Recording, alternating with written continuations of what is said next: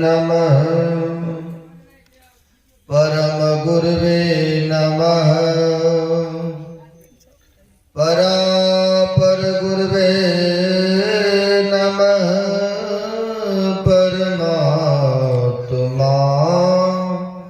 गुरुवे नमः। आत्मा गुरुवे नमः। आदि गुरुदेव अनादि गुरुदेव अनंत गुरुदेव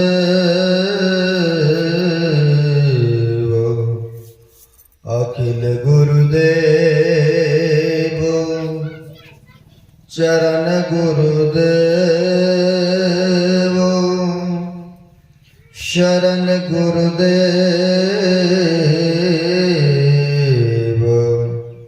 श्री गुरु महाराज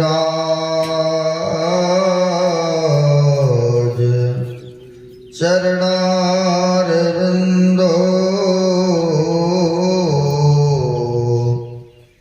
नमो नमस्तुते।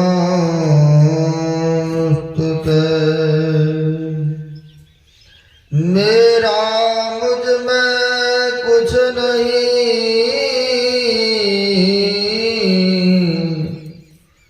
जो कुछ है गुरु तोर।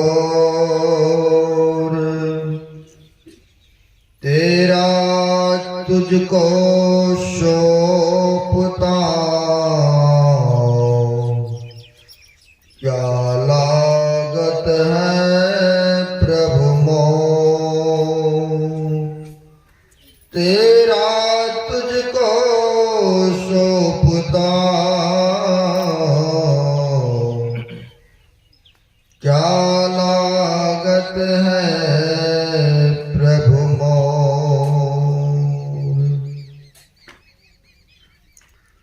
प्रातः स्मरणीय श्री भूषित सर्वत्र व्याप्त कनकन परमात्मा स्वरूप राधेव व्याप्त ऐसे महापुरुषों के पाद पद्मों में बारंबार नमन है। तीर्थों को भी पावन करने वाले मंचस्थ पूज्य साधु चरण आए हुए सदगुरु के सद्भक्तगण, हम आप पाठ के क्रम में सुन रहे थे। विदते हृदय ग्रंथि चियन्ते सर्व संशया चियन्ते चास कर्माणि तस्मिन् दृष्टि प्रावणे। कहते हैं जिसके अंतःकरण के पर्दा टूट गया, फट गया, कट गया, आवरण सारे आवरणों को भेदन कर लिया, वही पार ब्रह्म परमात्मा का दर्शन कर सकता है। विदते हृदय ग्रंथि यानी हृदय की ग्रंथि गांठ गिरह को जिसने साधन के द्वारा वह आवरणों से पार हो गए, वही पारदर्शी भी होते हैं। त्रिदर्शी कह लीजिए, पारदर्शी कह लीजिए।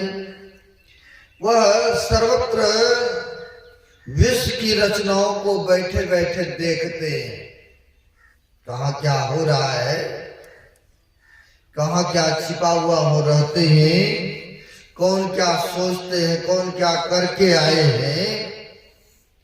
जिसने अपने पर्दा को पार कर गए, अपने आवरणों को भेदन कर गए, वही पारदर्शी होते हैं, वही ब्रह्मदर्शी होते हैं, ब्रह्म को भी पहचानते हैं। तो कहते हैं ऐसे कौन होते हैं? तो ऐसे होते हैं संत जो विशेष साधन करते हैं, जिसने ध्यान सुमरन किया है, गुरु के आज्ञाओं का पालन किए हैं, उसी का तो यह है जो गांठ गिरह है, जो संतों के महापुरुषों के वचन को मानेंगे, उसी का तो यह भेदन होगा, छेदन होगा। वही तो आवरणों से पार हो सकते हैं, अन्यथा अपने आप तो होगा नहीं। जितने महापुरुष हुए सबों ने किया है, गुरु के आज्ञाओं का पालन किया और सुमरन किया, ध्यान किया, तभी यह गांठ गिरा जो अंदर में पड़ा है, यह आवरण से वह परे हुए। आप कहेंगे क्या गांठ गिरे हैं हमारे अंदर में, तो कुछ तो दिखता नहीं है। लेकिन कहते हैं आपके अंदर में आवरण है, वह पर्दा है। तो क्या पर्दा है, तो मैं दिखाना चाहूंगा।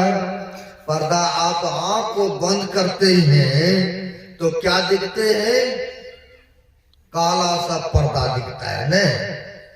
प्रत्येक मनुष्य जब आंख बंद करते हैं तो कहाँ दिखते हैं, क्या दिखते हैं, तो काला सा पर्दा दिखते हैं। और जब काला सा पर्दा दिखते हैं, और काला काला जहां हो, अंधकार हो, वहां तो कुछ दिखेगा नहीं। कौन कहाँ बैठे हैं, कौन क्या वस्तु रखा हुआ है, हम आपको दिखता नहीं है ना। वैसे ही कहते हैं आंख बंद करते हैं तो प्रत्येक मानव अपने को पर्दा में पाते हैं, यानी अंधकार में पाते हैं। सबको आंख बंद करते हैं तो सबको कहेंगे कि हमें अंधकार का पर्दा है।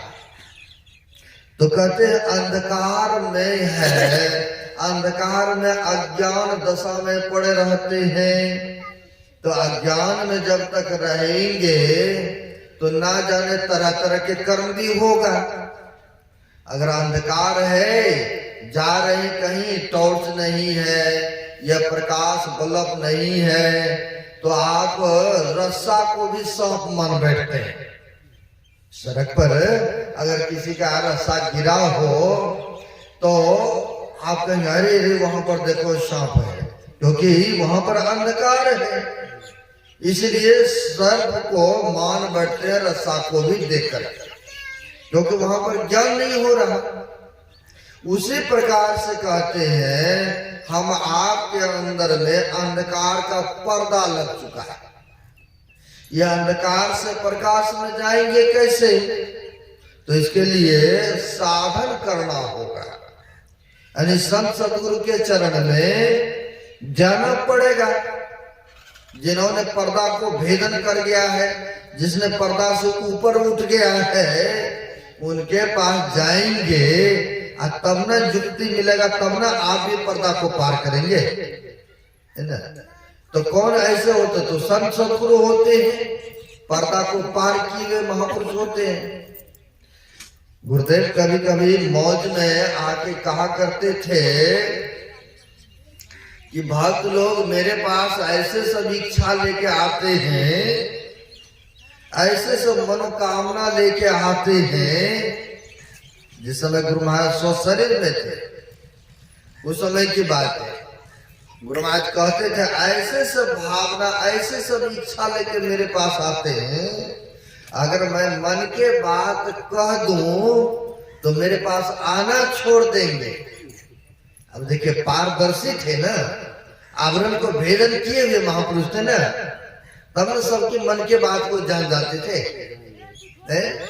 कौन क्या लेके भावना आया है मेरे पास, किनको क्या चाहिए, क्या सोचते हैं वो।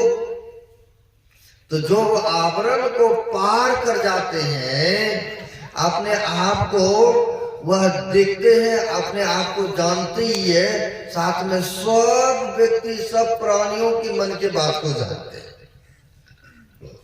ये कैसे होता है, तो विशेष सुमरन भजन ध्यान साधन करने से होता है ना। तो कहते हैं ये अंधकार का पर्दा लगा हुआ है ना। एक संतों ने कहा है सखी रे चट चरो दसम द्वारी।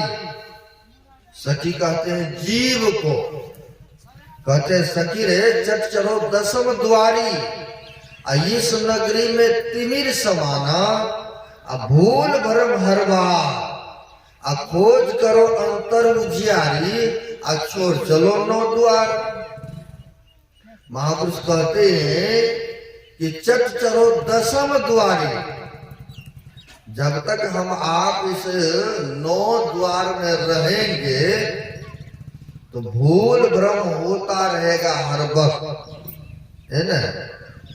अंधकार में ही तो भूल भ्रम होता है ना। अब प्रकाश हो गया तो फिर तो जो काम ठीक ठीक होना चाहिए वो होता है प्रकाश।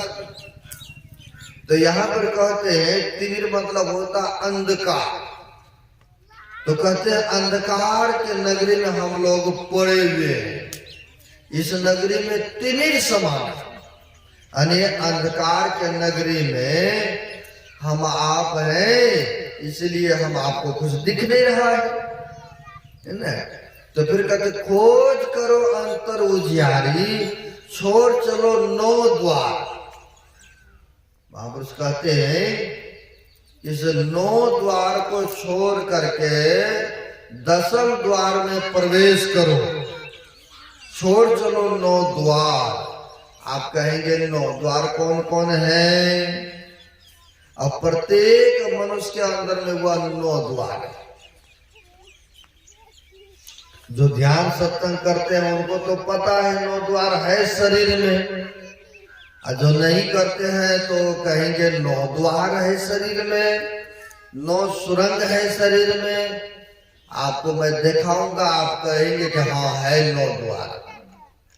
कहते हैं जो अज्ञान दशा में रहते हैं, जब शरीर छूटता है तो यह जीव उसी 9 द्वार में से किसी एक द्वार से इसका निकलना होता है। तो फिर कहेंगे आपके 9 द्वार कौन कौन है? तो 9 द्वार मैं गिनाता हूं, आप गिनेंगे। 2 सबसे ऊपर है आंख का द्वार।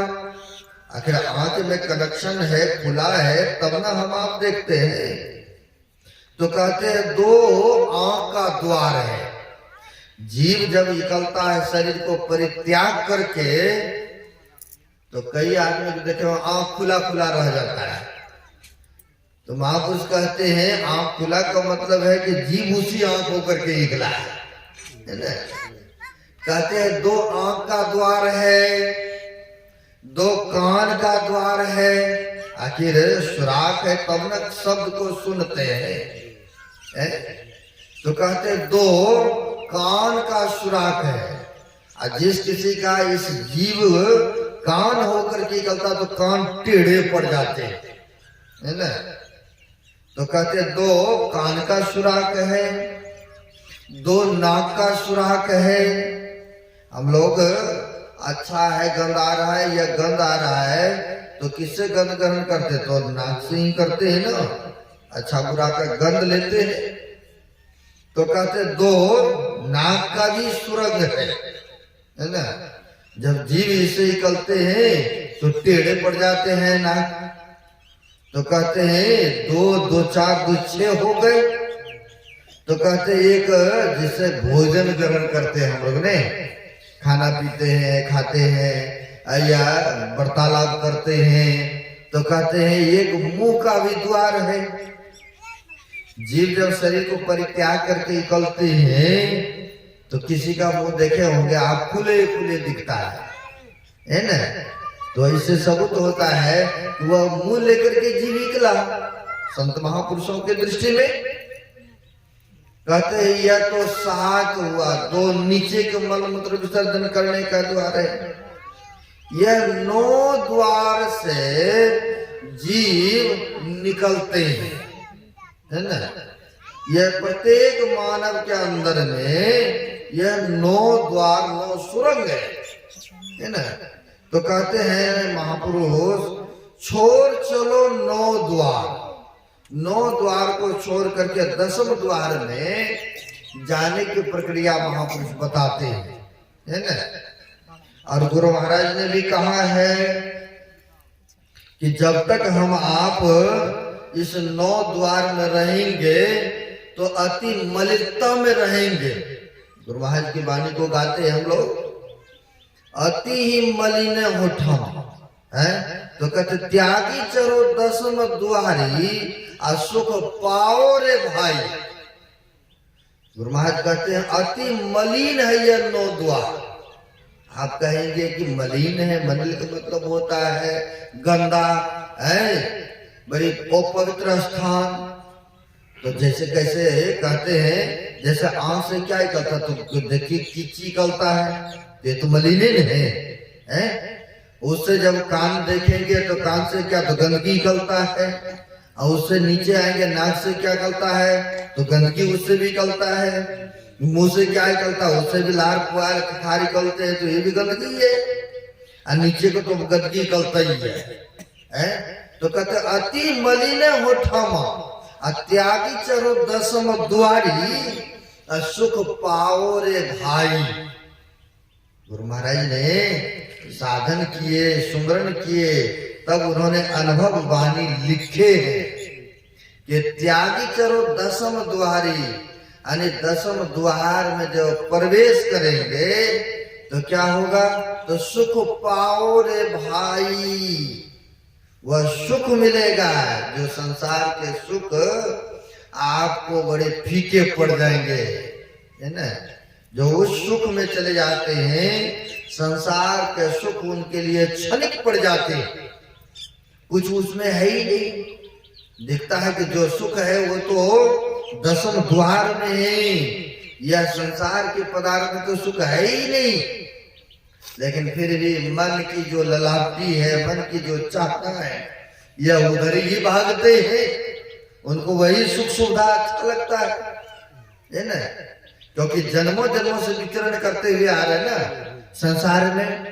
मन में होता है कि गलत काम नहीं करेंगे, जब समय आता तो जबरन मन चीज को ले जाता है, वही काम करवा देते। ये तो थर्मामीटर सबके अंदर है। अब बाद में महसूस करते हो गलती हो गया, ऐसा नहीं करना चाहिए था ने। बाद में अफसोस करते हैं, तो थर्मामीटर सबके अंदर में है।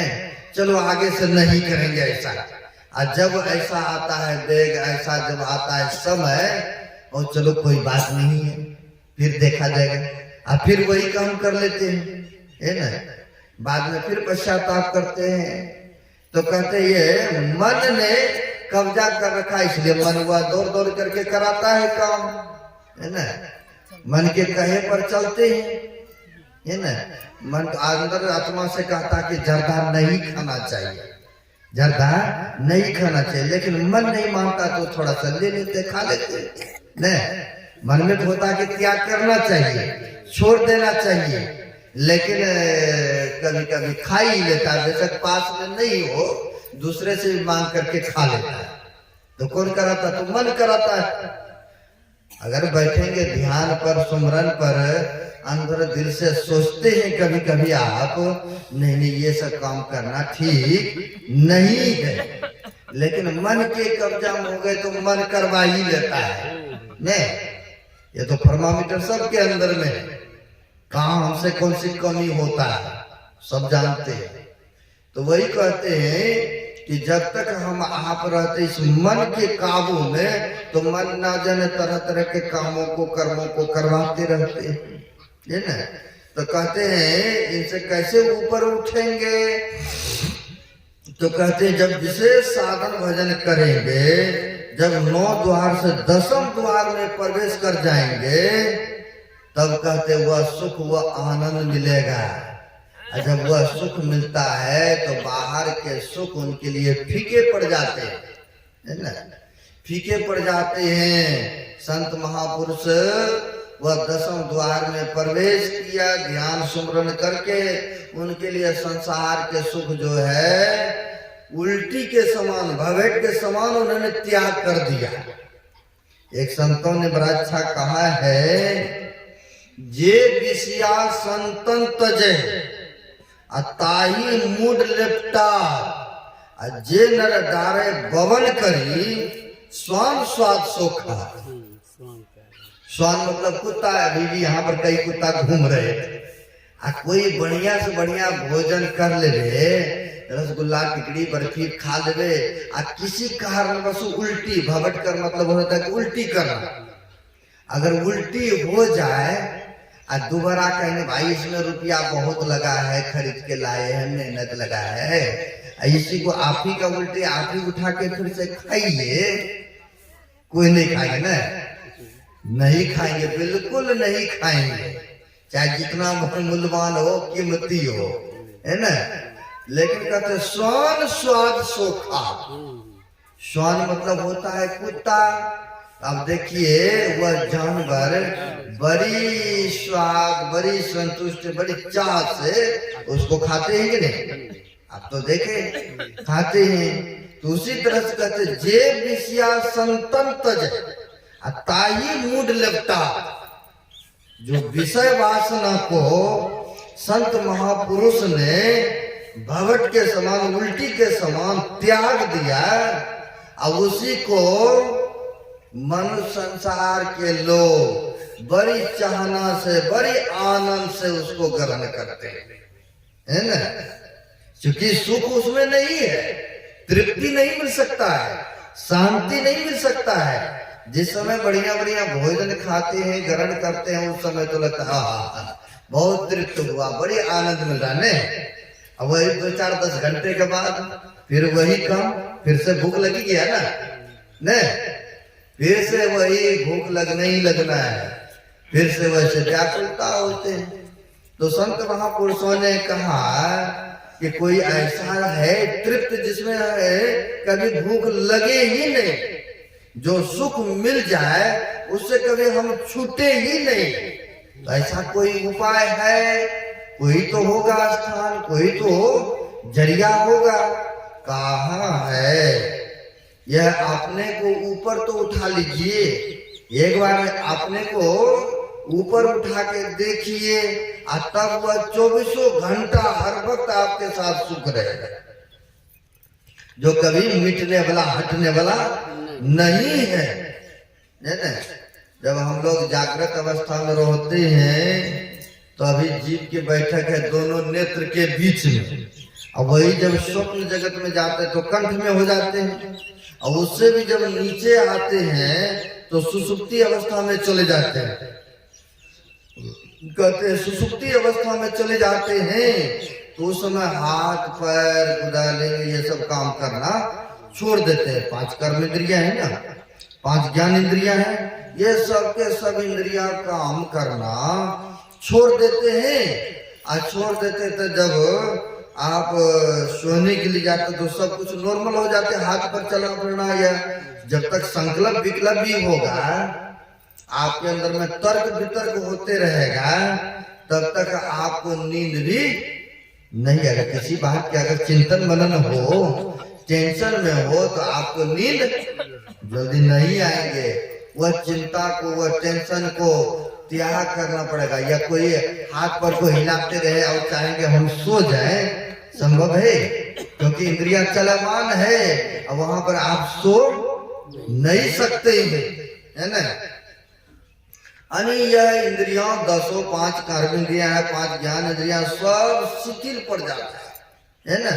शिथिल पड़ जाता है तो वह जब नीचे में आते हैं तो यह सभी इंद्रियां काम करना छोड़ दिया तो चिंतन मनन भी छूटता है, और तब जाकर के हम आप गहरी नींद में आते हैं।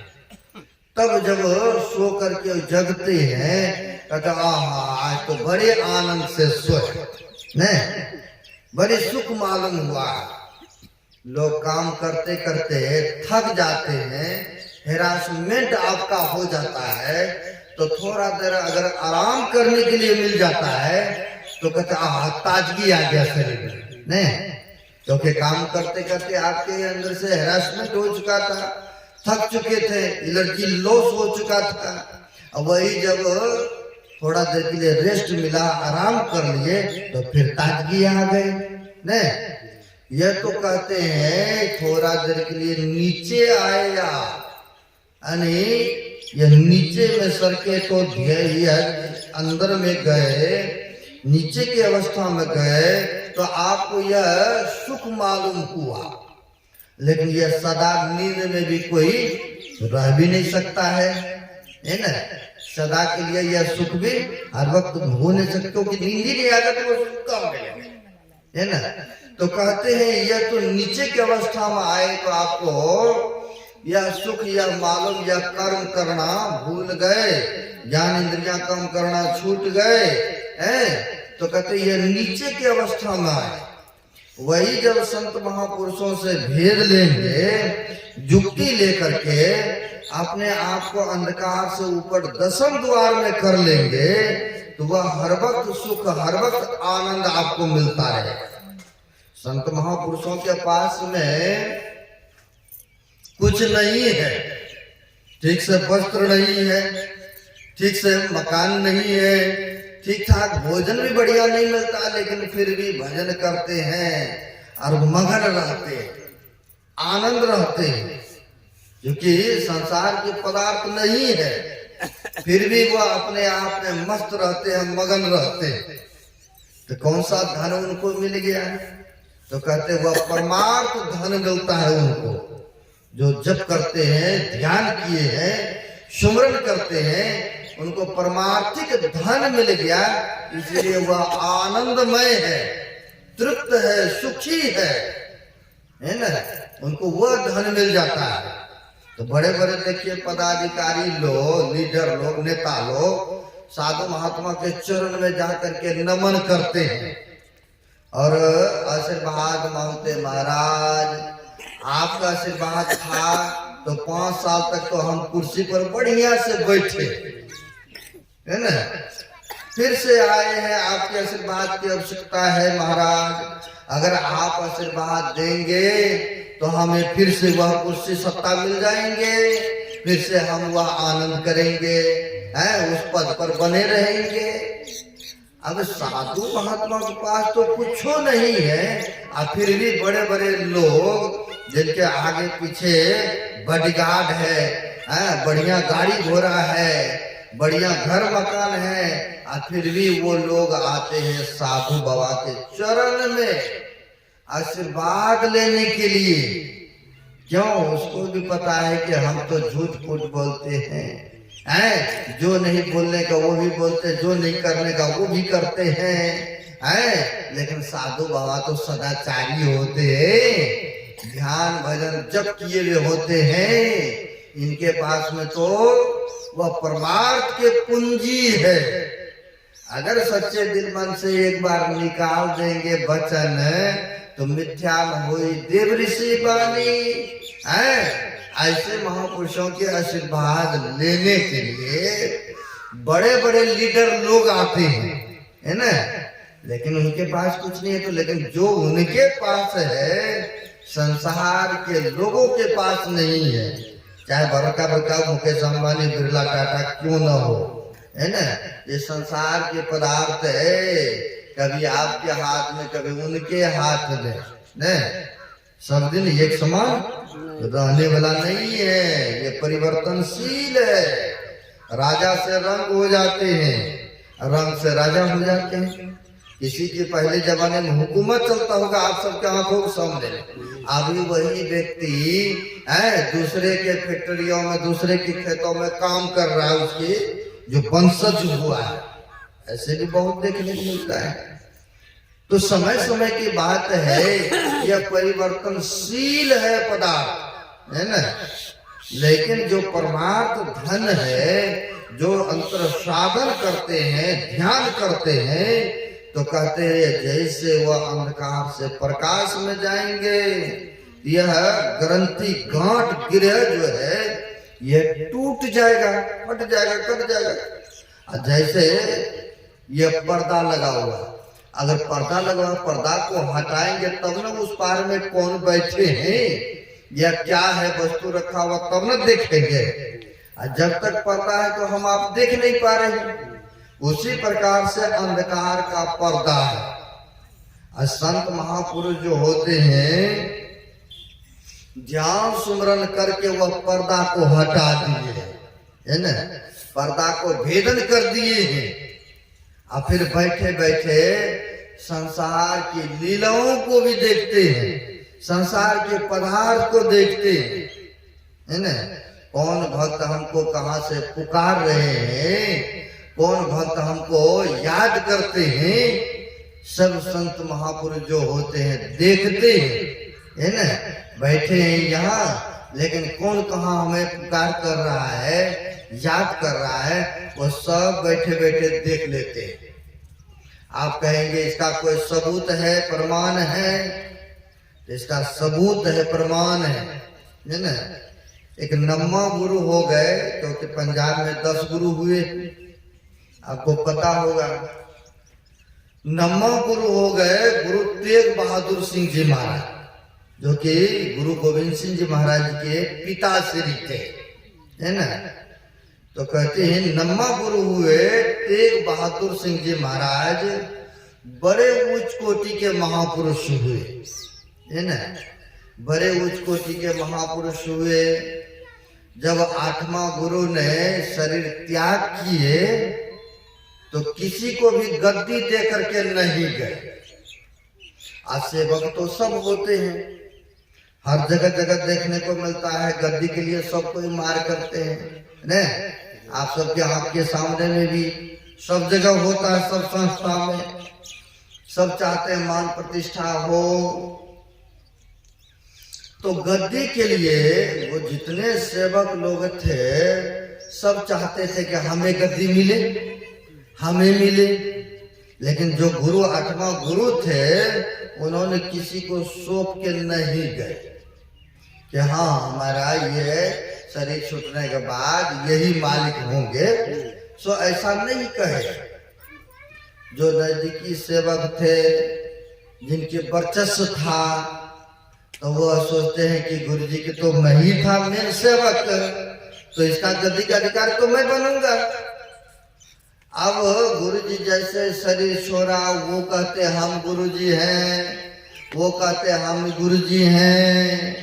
ऐसे करके बाबा बकाले में 22 गद्दी लग गए। जिनको भगत जगत था, जिनको जिनके प्रति श्रद्धा था, उनको वो मानते थे। ये भी अपने आप को समझते थे कि मैं ही हूं जो हूं। 22 गद्दी उस समय चलने लगे। सबको अपने अपने ढंग से, बड़ा सारा गुरुद्वारा मंदिर होते ही था, सबको अपने अपने मंदिरों में अपने अपने ढंग से पूजा पाठ आराधना करते थे। भगत लेकर सबको आते थे सबके पास। तो वहां पर 22 गद्दी लग गए। सब कहते थे कि हम हैं पहुंचे हुए, तो वो कहते थे हम हैं। जो पहुंचे हुए होते वो तो कहता ही नहीं कि हम पहुंचे हुए संत हैं। जिनको वह खजाना मिल जाता है तो वह नहीं कहता कि हमें खजाना मिल गया, है ना। वो तो छिपा के रखता है। संसार के पदार्थ हो सकता है कि लोग लेकर के चोर डकैत चला भी जाएगा, लेकिन परमार्थ धन जिसको मिलता है वो भी चाहते हैं कि हम लोगों के छिपो के रखें ताकि और आगे से आगे बढ़ना है। जिस समय आप लोग भी दीक्षा लिए होंगे उस समय भी आपको हिदायत किए होंगे, भाई देखो जो ध्यान भजन करोगे आपके अंदर में वह परमार्थिक शक्ति प्राप्त हो जाएंगे। आप किसी को चमत्कार या रिद्धि सिद्धि नहीं दिखाएंगे न। बिल्कुल सत्य वचन नहीं कह रहे, हाँ बिल्कुल सत्य है ना। क्योंकि यह मना करते हैं कि रिद्धि सिद्धि बिल्कुल नहीं दिखाना है, आपको और आगे बढ़ना है ना। तो इसे बचा के रखना होता है। तब वहां पर तो कह रहे हैं कि हम हैं इसे कुटिया के अधिकारी, तो हम हैं महंत। 22 गद्दियां लग चुका था। 22 गद्दी लग चुके थे, लेकिन जो संत तेग बहादुर सिंह जी महाराज थे, इनको कोई मकान से या कोई गद्दी से कोई ताल्लुक नहीं, कोई मतलब नहीं, है ना। कोई मतलब नहीं है। ये चले गए हैं पहाड़ के कंदरा में, पहाड़ के गुफा में, वहां जा करके और बैठ करके खूब ध्यान भजन जप सुमरन में मगन है। सोचते कि ये संसार की चीज के लिए क्या हम लड़ाई करें, हैं। वो पहाड़ के कंदरा में जा करके भजन ध्यान में मगन है। उसी राज्य के एक बहुत बड़ा व्यापारी था जिसका नाम था मक्खन शाह लुहाना। मक्खन शाह लुहाना जो था उसी राज्य के बहुत बड़ा व्यापार था, है ना।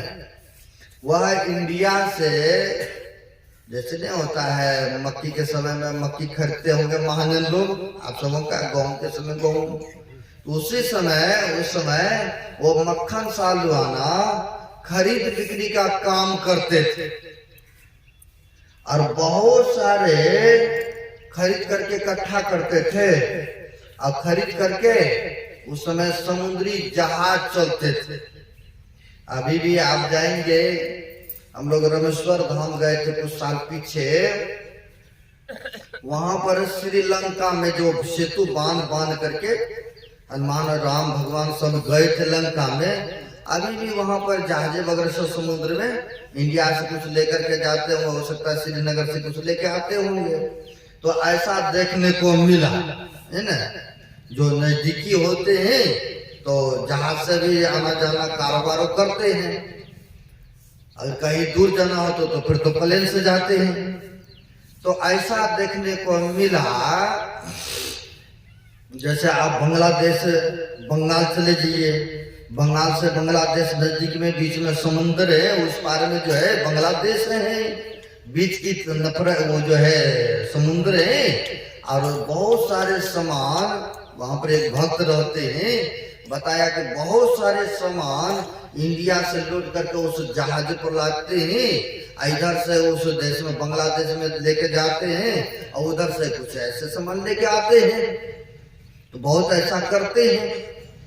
तो उस समय भी वह मक्खन सालवाना बहुत चावल गेहूं जो भी था सब खरीद करके इकट्ठा करते थे और फिर वह विदेशों में सप्लाई भी करते थे। वह भी काम करने में 2 रुपया अगर इनकम होता है तो प्रत्येक मनुष्य करते हैं वो काम, है ना। तो इस तरह से मक्खन सालवाना अपने इंडिया से बहुत सारे रकम खरीद करके लेकर के गए, वहां पर सप्लाई किया, उधर से बहुत सारे सामान लेके आए। अब उस जहाज पर बहुत व्यक्ति बैठे भी हैं, छोटे मोटे व्यापारी हैं और भी हैं व्यक्ति बैठे। होता क्या है, संजोग से अचानक समुद्री लहर तूफान उठ गए। हम लोग भी गए थे गंगा सागर, कुछ वर्ष पीछे गए थे घूमने ख्याल से। अब की बार फिर है वहां पर 2 दिन का कार्यक्रम, फिर जाएंगे देखने घूमने। तो हुआ क्या, हम लोग जब गए थे तो समुद्री, आप लोग भी देखे होंगे, ऐसे लहरें उठते, अचानक उधर से आएंगे, बहुत दूर तक चले जाएंगे, फिर जाकर के वहां फिर से अपने आप में चले जाते हैं, है ना। ऐसे उसमें ढेर उठते, लहर उठते। तो हुआ क्या, बहुत जोरों का उसमें लहर आया, और लहर इतनी जोरों का आया, जो जहाज था और जितने व्यक्ति बैठे थे अब सब घबराने लग गए। अब पानी की इतनी प्रबल हो गया, इतनी वेग आया कि वह जहाज को घूरना में लेकर के जाने लग गए डुबाने के लिए। अब उधर लेकर के जाना चाहिए, इधर तो लेके उधर जाने लग गए। अब जब लेके जाने लग गए तो सब आदमी सोच के हैरान है, जिनको जो मानते हैं, जैसे आप ही लोग गुरु महाराज को मानते हैं या देवी देवताओं को मानते हैं, तो जब दुख आता है तो पुकारते हैं ना, है? लेकिन यहाँ पर तो बहुत आदमी है, ज्यादा जागृत इस तरह से परिस्थिति है तो बड़ा कबूलती भी कर लेते हैं न, क्या मेरे ये पूरा हो जाए, मेरा ये ठीक हो जाए तो मैं ये इस तरह से करूंगा, इस तरह का चढ़ावा चढ़ाऊंगा, बहुत देखने को मिलता है। अब होता क्या है, जितने उस पर व्यक्ति बैठे थे जहाज पर, सबको पुकारते हैं, कुछ जिनको जो मानते थे, आ हनुमान जी, आ काली माई, आ दुर्गा माई, लेकिन किसी का पुकार स्वीकार नहीं हो रहा है। अब मक्खन साहब से भी कहते हैं, आप तो पंजाब में रहते हैं, पंजाब में गुरु की गद्दी चलता है, आप उस गुरु गद्दी को सुमरिए, कहीं उनकी कृपा हो जाए, दया हो जाए तो बच जाएंगे। तो मक्खन सालवाना ने पुकारते हैं गुरु नानक देव जी महाराज की गद्दियों को कि हाँ, अगर हमारी जहाज खुशी सलामत अगर भारत के किनारे लग जाएंगे तो मैं 500 सोने के असरफी चढ़ाएंगे, है ना। आप लोग में भी देखे होंगे, हैं, मन्नत करते हैं कि मेरा ये काम पूरा हो जाए ना तो मैं ये काम कराऊंगा, ने ऐसा देखने को मिलता है। संसारीय स्वार्थ के पीछे तो वहां पर कहते हैं 500 सोने के मोहरे हम चढ़ाएंगे भी, हमारे यह जहाज बच जाए, सुरक्षित भारत किनारे लग जाए तो। अब ऐसा दिल से पुकारते हैं। अब उसमें भी संतों की गद्दी को पुकारे हैं, नानक देव महाराज की गद्दियों को। तेग बहादुर जी महाराज कहा तो गुफा में थे, जो आर पार होते हैं, पारदर्शी होते हैं, जिसके अंदर के ग्रंथि गांठ गिरट टूट गए होते हैं, वही तो भक्तों को समुद्र का स्वीकार करेंगे ना, पुकार को स्वीकार करेंगे ना, वही तो जानेंगे ना। तो इन्होंने जान गए कि हमारे भक्त पुकार रहा है, पुकार रहा है। तो इस तरह से तो हुआ क्या, अचानक देखिए कृपा होते हैं संतों। कहा है ना, जो गुरु बसे बनारसी असी सुंदर तीर एक पलक बिसरे ने जो गुण हो सरी। चाहे 7 समुद्र के पार में क्यों नहीं गुरु, अगर सच्चे दिल मन से पुकारते हैं ना तो उसका पुकार को स्वीकार अवश्य होता है, बेशक सच्चे दिल से पुकार होता। अब होता क्या, अचानक जो डूबने के जा रहे थे, जो घिरना पकड़ रखा था, अब डूबता, अचानक उस घिरना से वो डूबने की स्थिति से हट करके अचानक लगा के कोई भारत के किनारे पकड़ के जहाज को इस पार में कर दिया, किनारे लगा दिया। अब तो सबको हुआ, गुरु नानक देव जी महाराज की गद्दी की पुकार स्वीकार हुआ है, बड़े खुश हुआ कि संतों की बड़ी कृपा हो गया है।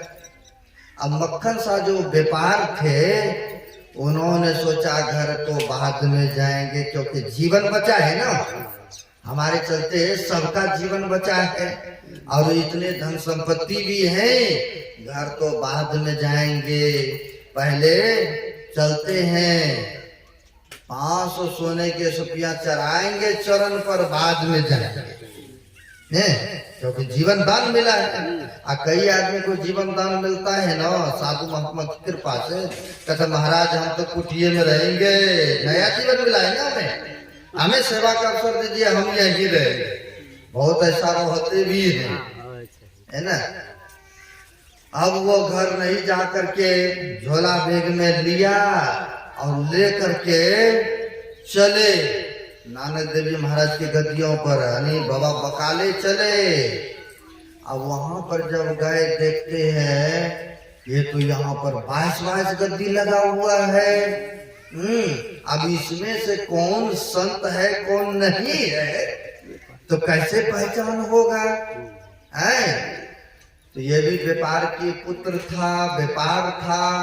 सोचा कि हम पहले सबके चरण पर 5-5 सोने के मोहरे रखते हैं, जो सच्चे संत होंगे वो तो जान जाएंगे, अपने मांग लेंगे, है ना। अब सबके चरण पर 5-5 सोने के मोहरे रखते गए। अब बड़ा खुश हुआ, बिना कमाए हुए कुछ मिल जाए ना, आप सबको भी कुछ मिल जाएगा तो बड़ा खुश होता है कि मेहनत नहीं करना पड़ा, नहीं थोड़ा देर के लिए खुशी होता ही है, सबको होता है ना। अब 5-5 सोने के मोहरे दे रहे हैं, चरण पर रख रहे हैं और सब खुश है, सब खुश है, आशीर्वाद भी दे रहे हैं जैसे भी होता है ना। अब सबके सबको दे दिया, लेकिन किसी ने 500 नहीं मांगा। तो फिर पूछते हैं ये व्यापार यहाँ पर कोई और भी है, कोई महात्मा? क्योंकि मांग तो यहाँ पर तो था मन्नत के 500 देंगे।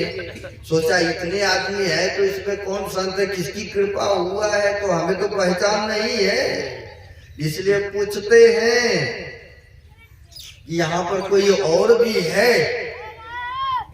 तो एक ने कहा हाँ हाँ उस पहाड़ के कंदरा में तेगा नाम की एक है, पागल है। देखिए संत को कहते एक तेगा नाम के हैं, वो पहाड़ के कमरा में पड़े रहते हैं, वो पागल है। कहा ठीक है सबको देख लिए, एक बार चलते हैं उनके पास भी देख आते हैं, है ना। संतों का कोई वेशभूषा नहीं होता है। एक संतों ने बड़ा अच्छा कहा है, भेष कैसा भी रहे पर जिसके ऊंचे ख्याल है, बाहर से दिल देखिए भीतर से मालो माल है। कोई कहते भिक्षु है, कोई कहे कंगाल है, पर पहने भी वह गुदरी का लाल है ना। बाहर से भले देखे कि यह कंगाल है, कुछ नहीं है, ऐसे वैसे है, पागल है। मीराबाई को भी कहते थे सब लोग ने, पागल घर के लोग ही कहते थे ने, पागल होई बाबरी। देखो कृष्ण के पीछे है, और गुरु को कैसे बनाया, देखो रविदास को बना लिया, कहा राजघराने की है, कहा ये बाबरी हो गई ये भक्ति करने में। रविदास चमार को गुरु बना लिए। लोग ना जाने तरह तरह के बातें कहा करते थे, लेकिन संत तो संत होते हैं, जिनको हरि का रंग लग जाता तो वो कुछ दिखता नहीं है। लोग क्या कहेंगे, हमें पागल कहेंगे कि अच्छा कहेंगे, मान करेंगे कि अपमान करेंगे, संतों का कुछ लेना देना नहीं होता, क्योंकि वह आवरण को भेदन किए हुए होते हैं ना, है ना। सभी गांठ गिरे उनके अंदर का टूटा हुआ होते हैं, तो उसको कहते हैं संत, है ना।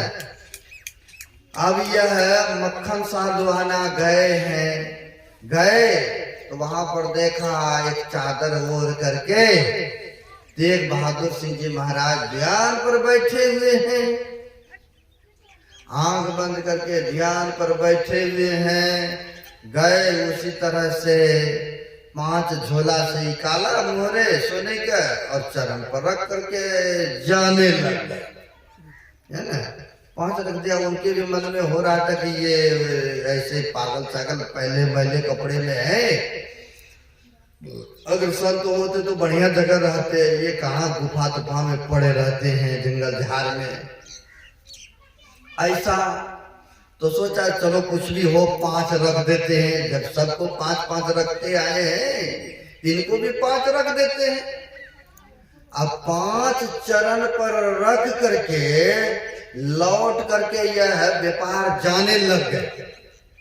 जब जाने लग गए, जो ध्यान कर रहे थे महापुरुष वह आवाज लगाते हैं, ए व्यापार, ए मक्खन साधवाने, क्या तुमको हमसे फिर से जरूरत नहीं पड़ेगा क्या? थोड़ा आओ देखो तो मेरे चादर उठा करके तो। आज जैसे चादर उठा के देखा, लहू लुहान पीठ है, कांटी घरा हुआ है, पीठ में छिछार आया हुआ है, लहू रक्त निकला हुआ है। कहा ये जो देख रहे हो, तुम्हारे नाव को मैंने, जहाज को मोटा लगा करके डूबने की स्थिति में था, लेकिन तुमने पुकारा है, मैंने मोटा लगा करके तुमको मैंने भारत के किनारे किया, भारत के किनारे किया हूँ, और तुम 5 हमारे चरण में चढ़ा रहे हो। क्या तुम्हें फिर से जरूरत नहीं पड़ेगी क्या हमारा? है एक ठंडी से ठंडी तो नहीं करती है ना, नहीं फिर आते हैं ना ठंडी, जब ठंडी आएंगे तो मोटा मोटा सूटर कमल चाहिए कि नहीं चाहिए? गर्मी में तो जैसे मर्जी रह देंगे ना, है। अब तो इतना कहना था, जैसे चादर उठा के देखा वैसे देखते लहू लुहान है। कहा सच्चा सदगुरु तो यहाँ बैठे हैं, हम कहाँ पीछे पड़े थे वो उसके चक्कर में। अब तो सब के सब अर्पित समर्पित कर दिए, और समर्पित करने के बाद कहा जो संत है वो तो इस गुफा में जंगल में छिपा हुआ है, और जो संत नहीं है वो तो बहवाई लूट रहा है। आजकल यही कुछ हो रहा है ना, थोड़ा सा चमत्कार देखा था उसी का नमस्कार होने लगता है नहीं। बहुत ऐसा संस्था है, बहुत ऐसा मत है ना। अब क्या होता है, इसने कहा जो असली है वो तो छिपा पड़ा है, जो नकली है उसकी तो पूजा हो रहा है। भाई पूजा तो इनकी होना चाहिए है। तो कहते हैं हम गुरुजी जाते हैं, प्रचार करेंगे, ढंढोरा पीटेंगे। तो तेग बहादुर जी महाराज ने कहा अगर तुम प्रचार करोगे, धंधोरा पीटोगे कि संत गुफा में है, तो तुम्हारे मुंह काले पड़ जाएंगे। कहा मेरा मुंह चाहे काला पड़े या गोरा हो, काले बाद में पड़ेंगे, लीजिए हमें काली का लगा कर रहे, लेकिन जो असलियत है वो तो हम बता के ही छोड़ेंगे। तो वो क्या किए, ऊंचे स्थान पर चले गए, झंडा लेकर के ऐसे ऐसे कहने लगे, अरे भाव के रेट में गुरु मिल रहा है, लादो रे गुरु लादो रे, असली गुरु तो वहां पड़ा है, कहा तुम लोग अंधकार में पड़े हो। अब बड़े आदमी अगर कहे, अब व्यापार था, बड़ा आदमी था, धनवान था, अब बड़े आदमी जब कहेंगे तो छोटे आदमी तो स्वयं विश्वास कर लेते हैं ना, है ना, क्योंकि बड़ा इतना विद्वान हो करके, धनवान हो करके ऐसा कह रहे तो कुछ तो देखे होंगे तब ना ऐसा कह रहे हैं कि असली गुरु तो वहां पड़ा है। अब तो इसने प्रचार कर दिए सबके बीच में, और जितने 22 गुरुओं का शिष्य बना था सब उन सबको छोड़ करके चले गए तेग बहादुर जी के पास, है ना, उस संतों के पास। मक्खन शाह ने बताया कि मेरा ऐसे ऐसे जहाज डूब रहा था, उसने अपने मोढे लगा करके हमारे जहाजों को पार किए। संत वो है ना। अब सब के सब इनके चरण में आ गए, है ना, क्योंकि असली तो असली होते हैं। तो कहते हैं जिसके अंदर के आवरण टूट गया, फट गया, भेदन कर लिया, वो तो बेशक बैठे है पहाड़ के कंदरा में, लेकिन भक्त कौन कहां से पुकार रहा है, पुकार को स्वीकार करते हैं, है ना। ऐसे थे हमारे गुरु महाराज भी, है ना, भक्तों का पुकार को स्वीकार करते थे, है ना था। तो ऐसे संत सदगुरु का मिलना तो बड़ी मुश्किल है। तो ऐसे सदगुरु हम लोगों को मिला है, आवरण को भेदन किए हुए महापुरुष हैं। इसलिए सच्चे सदगुरु का कहे अनुसार ज्ञान भजन सत्संग करेंगे तो हम लोगों का कल्याण होगा। कहने के लिए तो बहुत बातें हैं, मुंडन भी है, मुंडन की जो तो भक्ति